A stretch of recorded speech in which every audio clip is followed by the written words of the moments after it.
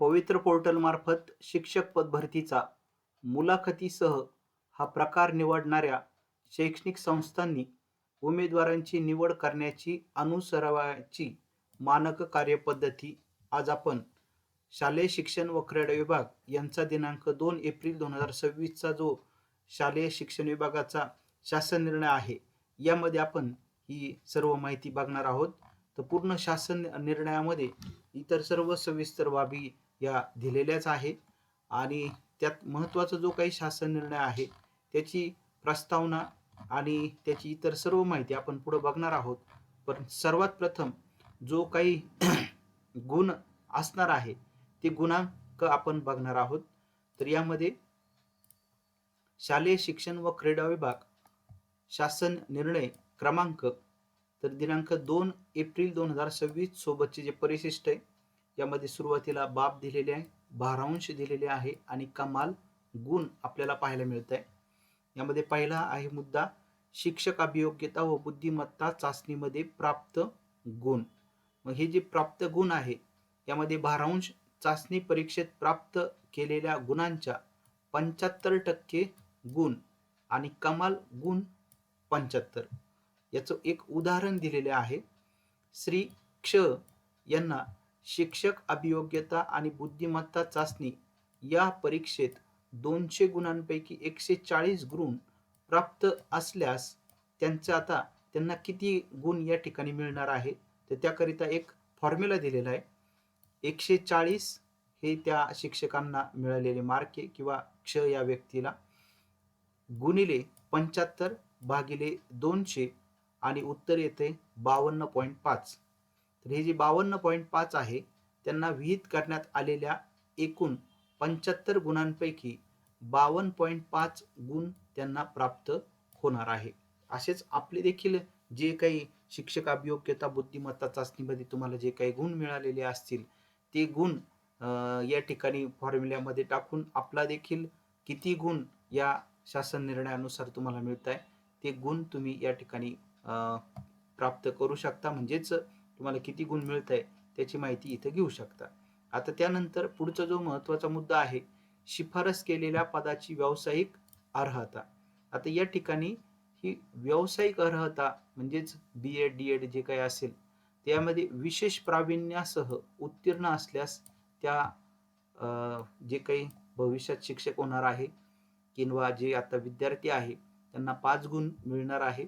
प्रथम श्रेणीमध्ये उत्तीर्ण असल्यास 3 गुण, पास किंवा द्वितीय श्रेणीमध्ये उत्तीर्ण असल्यास 2 गुण आणि शिफारस केलेल्या पदासाठी आवश्यक असलेल्या व्यावसायिक अर्हतेपेक्षा अधिकची जर अर्हता असेल, जास्त जर शिक्षण असेल, ही व्यावसायिक अर्हता जी पाहिजे आणि त्याच्यापेक्षा जर जास्त त्या विद्यार्थ्याचं जर शिक्षण असेल तर त्याला किती गुण मिळणार आहे ती इथं या ठिकाणी माहिती दिलेली आहे. तर 3 गुण या ठिकाणी मिळणार आहे.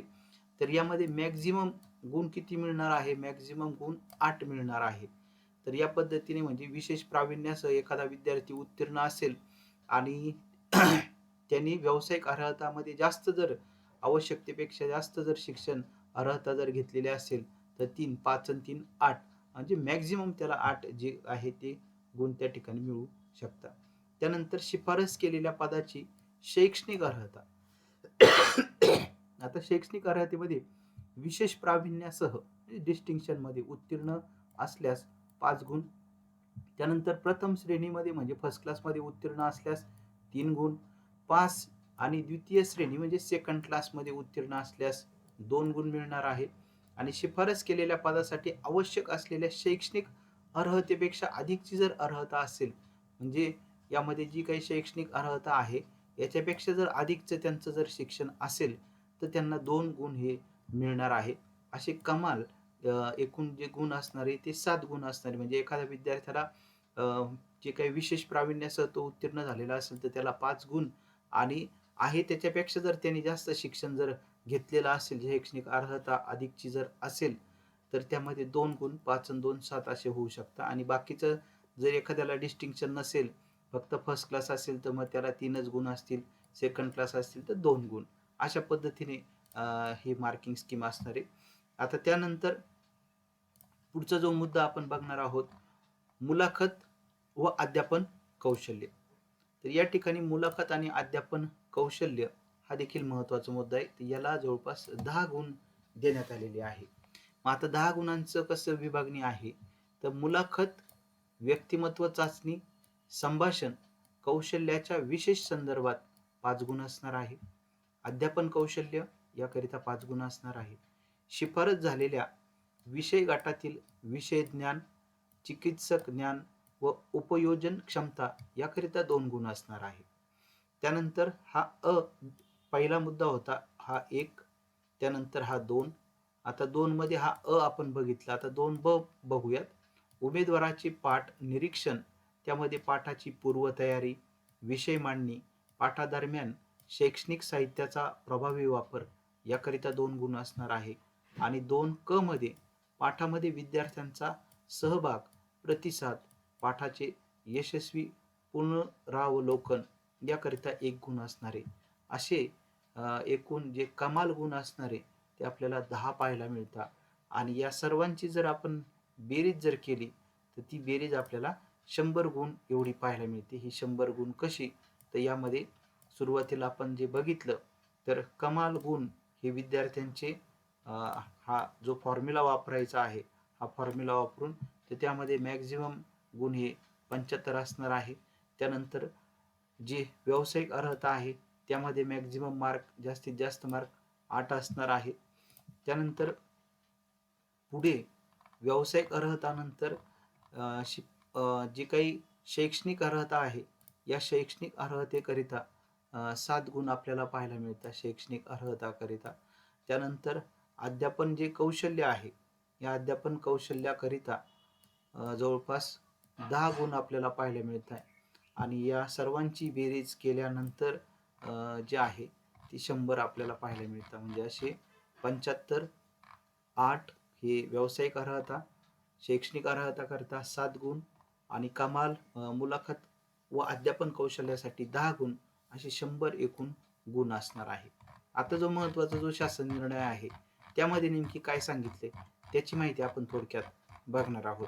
तर हा 2 एप्रिल 2026 रोजीचा शालेय शिक्षण विभागाचा शासन निर्णय आहे. पवित्र पोर्टल मार्फत शिक्षक पद भरती मुलाखतीसह, आता ज्यांना इंटरव्ह्यू थ्रू जायचं आहे, इंटरव्ह्यूसह शिक्षक पद भरतीमध्ये पवित्र पोर्टलमध्ये जायचे, ते त्यांच्याकरिता हा खूप महत्त्वाचा आहे.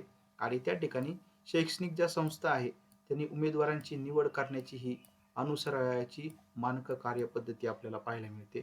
तर अत्यंत सुस्पष्ट या ठिकाणी माहिती या शासन निर्णयामध्ये दिलेली. आता प्रस्तावनामध्ये काय सांगितले त्याची आपण थोडक्यात माहिती घेऊयात. राज्यातील स्थानिक स्वराज्य संस्थांच्या, सर्वात महत्त्वाचं, ज्या स्थानिक स्वराज्य संस्था आहे, शाळा तसेच खाजगी व्यवस्थापनांच्या अनुदानित, अंशतः अनुदानित, विना अनुदानित शाळांमधील शिक्षक पद भरती, शिक्षक अभियोग्यता व बुद्धिमत्ता चाचणी या परीक्षेतील गुणांच्या आधारे पवित्र पोर्टल मार्फत करण्याचा निर्णय शासनाने सन 2017 मध्ये घेतला आहे. वस्तुतः हा निर्णय माननीय उच्च न्यायालयाच्या निर्देशानुसार घेण्यात आलेला आहे. तर हे देखील महत्त्वाचं आपल्याला पाहायला मिळते. शैक्षणिक गुणवत्ता व विद्यार्थ्यांचे सर्वांगीण हित सुनिश्चित करण्यासाठी उच्च गुणवत्ताधारक उमेदवारांची पारदर्शक पद्धतीने शिक्षक पदावर निवड होणे आवश्यक असल्याचे निरीक्षण माननीय उच्च न्यायालयाने नोंदवले होते. सद्यस्थितीत खाजगी व्यवस्थापनाच्या अनुदानित, अंशतः अनुदानित, विना अनुदानित शाळांमधील शिक्षक पदभरतीसाठी संबंधित व्यवस्थापनांना मुलाखतीशिवाय व मुलाखतीसह या 2 विकल्पांपैकी एक विकल्प स्वीकारण्याची मुभा आहे. म्हणजे विथ इंटरव्ह्यू आणि विदाउट इंटरव्ह्यू. मुलाखतीसह म्हणजे विथ इंटरव्ह्यू हा विकल्प स्वीकारणाऱ्या संस्थांना संदर्भ क्रमांक 2 येथील 12/2/2025 रोजीच्या सूचनेने वय 1:3, हे सगळ्यात महत्त्वाचं आहे. 1:3 आता या ठिकाणी प्रमाणात उमेदवार उपलब्ध करून देण्यात येतात. 1:3 म्हणजे एक जागा असेल तर 3 उमेदवार या ठिकाणी उपलब्ध करून देण्यात येतात. म्हणजे मुलाखतीसह जे इंटरव्ह्यूचा पर्याय निवडणार आहे, शाळा देणारे का ज्यांना इंटरव्ह्यूमधून ज्या ठिकाणी जायचं शाळेमध्ये शिक्षक होण्यासाठी जो पर्याय निवडतात, तर त्या ठिकाणी एका जागेसाठी 3 असं शिक्षकांची नावे त्या संस्थेला येतात, शाळेला येतात, उमेदवार उपलब्ध करून देण्यात येतात. त्यानंतर संदर्भ क्रमांक 1 येथील पत्रान्वये निश्चित करण्यात आलेले मानक कार्यपद्धतीनुसार गुणांकन करून उपलब्ध करून देण्यात आलेल्या उमेदवारांपैकी सुयोग्य उमेदवारांची निवड संस्थेमार्फत केली जाणे अपेक्षित आहे. तथापि सर्व उमेदवारांच्या संपादनुकीचे व पात्रतेचे योग्य मूल्यमापन या गुणांकन पद्धतीतून होत नसल्याचे निदर्शनास आले आहे. आता चुकीचे जर उमेदवार निवडले तर निश्चितच भारताची जी काही पुढची पिढी असणार आहे ती कशा पद्धतीने होऊ शकते, तर त्यामुळे हा अत्यंत एक महत्त्वाच्या पुढच्या पिढीच्या दृष्टीने अत्यंत चांगले शिक्षक हे आता देखील आहे. आणखी त्यामध्ये गुणवत्ता वाढेल आणि पुढची पिढी आणखी ही योग्य म्हणजेच भारताच्या पुढच्या जे काही विकसित डेव्हलपमेंटच्या दृष्टीने जाण्याकरिता हा अत्यंत चांगला निर्णय म्हणावा लागेल. कोणत्याही हस्तक्षेपाशिवाय वस्तुनिष्ठ पद्धतीने मूल्यमापन झाल्यास सर्वाधिक पात्र उमेदवाराची निवड खात्रीशीरपणे होऊ शकते. सबब मुलाखतीसह हा विकल्प स्वीकारणाऱ्या पुढचा पॉइंट आपण बघणार आहोत. मुलाखतीसह ज्यांनी पर्याय निवडलेला आहे तर त्यांच्याकरिता स्वीकारणाऱ्या शैक्षणिक संस्थांना शिक्षक पदावरील नियुक्तीसाठी त्यांना उपलब्ध करून दिलेल्या उमेदवारांपैकी सर्वात योग्य उमेदवाराची निवड करणे शक्य व्हावे यासाठी गुणदानाची प्रक्रिया निश्चित करणारी सुधारित मानक कार्यपद्धती लागू करण्याबाबतचा प्रस्ताव शासनाच्या विचाराधीन होता. म्हणजे आता याच्यामध्ये किमान ज्यांना जास्त मार्क आहे, जे फर्स्ट क्लास डिस्टिंक्शनमध्ये आहे, ऑटोमॅटिकली त्यांचे मार्क हे जास्त असणारे. आता त्या ठिकाणी परत इंटरव्ह्यू चे बाकीचे देखील क्लासमध्ये कशा पद्धतीने लेक्चर देत आहे, पूर्वतयारी तर देखील त्यामध्ये गुणांक आहे. तर शासन निर्णय जो आहे संदर्भ क्रमांक 1 येथील शासनपत्र या आदेशान्वये अधिक्रमित करण्यात येत आहे. अधिक पारदर्शकपणे उच्च गुणवत्ताधारक उमेदवारांची शिक्षक पदावर निवड व नियुक्ती करता यावी व एकूणच शिक्षक पद भरती प्रक्रियेची विश्वासार्हता वाढावी यासाठी मुलाखतीसह हा शिक्षक पद भरतीचा विकल्प स्वीकारणाऱ्या शैक्षणिक संस्थांनी त्यांना उपलब्ध करून देण्यात आलेल्या उमेदवारांपैकी सर्वाधिक योग्य उमेदवाराची निवड करण्यासाठी या शासन निर्णयासोबत जोडलेल्या परिशिष्टाप्रमाणे गुणांकन प्रक्रिया अवलंबविणे आवश्यक राहील. दुसरा मुद्दा, सुधारित गुणांकन प्रक्रियेनुसार एकूण 100 गुणांपैकी सर्वाधिक गुण प्राप्त करणाऱ्या उमेदवाराची निवड करून त्यास नियुक्ती देणे क्रमप्राप्त राहील. उमेदवारांना तिसरा मुद्दा, उमेदवारांना समसमान गुण प्राप्त झाले असतील अशा परिस्थितीत ज्या उमेदवाराचे वय अधिक आहे अशा उमेदवाराची निवड करून त्यास नियुक्ती देणे क्रमप्राप्त राहील. उमेदवारांचे वय देखील सारखे असल्यास इयत्ता 12वीचे गुण विचारात घेण्यात यावेत. चौथा मुद्दा, संबंधित शिक्षणाधिकारी, शिक्षण उपसंचालक यांनी संबंधित संस्थेस उपलब्ध करून देण्यात आलेल्या सर्व उमेदवारांचे विहित प्रकारे गुणांकन झाले आहे किंवा कसे याची खातरजमा करूनच उमेदवाराच्या निवडीस व नियुक्तीस मान्यता द्यावी.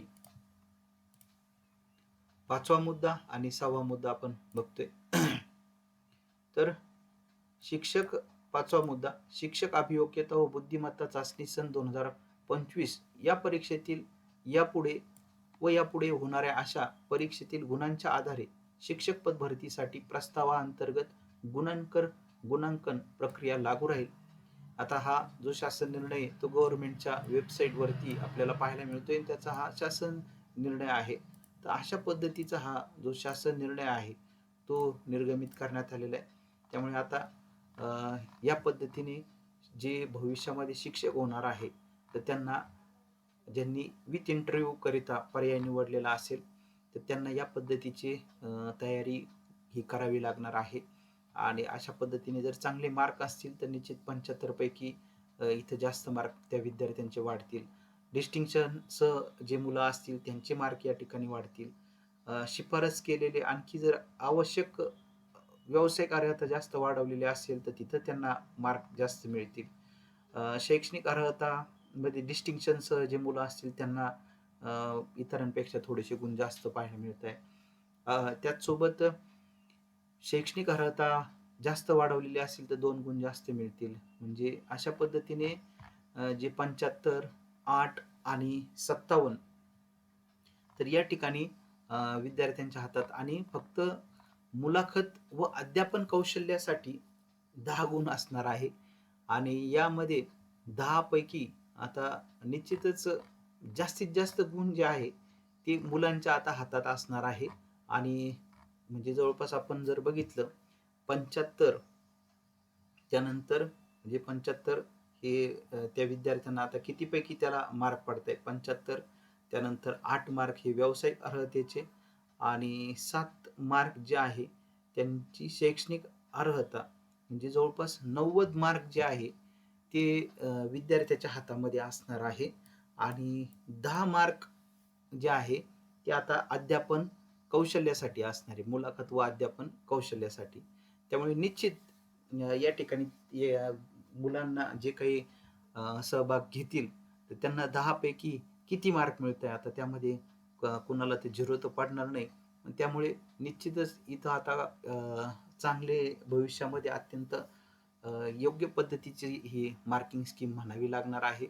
त्यामुळे आता मुलाखत, व्यक्तिमत्व चाचणी, संभाषण याकरिता 5 गुण, अध्यापन कौशल्य 5 गुण आणि शिफारस झालेल्या आता अध्यापन कौशल्यामध्ये पण जे 5 गुण देण्यात आलेले तर विषय ज्ञान असे इतर सर्व धरून त्यामध्ये असणारे तर बघूयात आता येत्या काळामध्ये यामध्ये कशा पद्धतीने पुढे काही नवीन अपडेट येते, काही माहिती येते. जी काही माहिती येईल ती आपण वेळोवेळी बघणार आहोत.